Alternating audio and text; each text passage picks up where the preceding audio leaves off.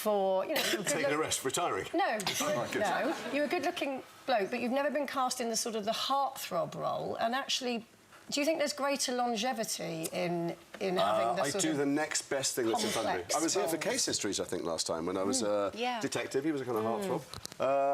I don't know what a heartthrob is. I try and play people. I mean, so I do the next most interesting part I can, and would I like to have Brad Pitt's part in Fury, if that's the question? Well, if Brad took a day off, wouldn't mind driving a tank, but I'm perfectly happy working, and also you're right, I work a lot, but that's because I get under my wife who's watching. You're good. My wife, my wife and kids don't like it when I'm away too much, but they really don't like it when I'm home too much either. She said, I have someone who loves me, talk about your wife, and I have children, so I have a place in the world, and that's enough. I think that is one of the nicest things. Yeah.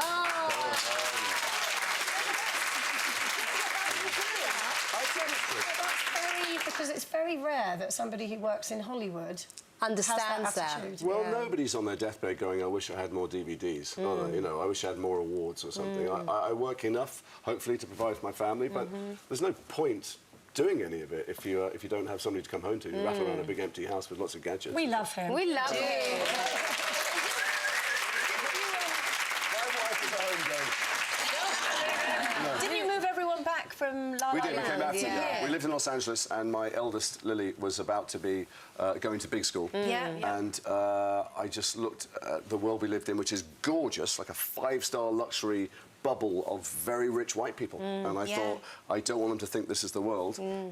So we moved back to London, and now they get the tube to school, and they're in the real world. And,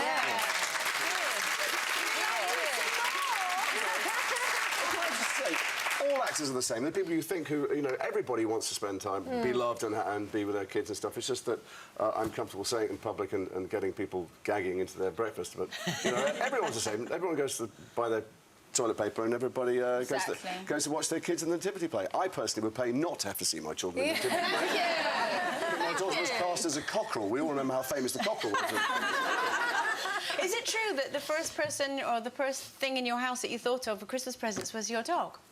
No, that was... I was just trying to throw your researcher off so he looked bad. That was first subject. He phoned me and said, you're my first phone call yesterday, so be gentle with me. Now, we're going to ask you, what attracts you to this job? And I went, don't ever ask that of any actor, ever, for the rest of your life. And he went...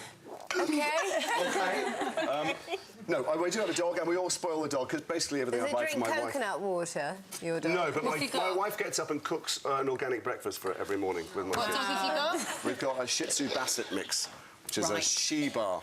But she's the only one that doesn't ask for a receipt when I give them a present. My children and my wife always go, that's really nice, do you get the receipt? But it's that normalness that makes us just think you're fabulous. We do, we think he's fabulous, don't we? Jason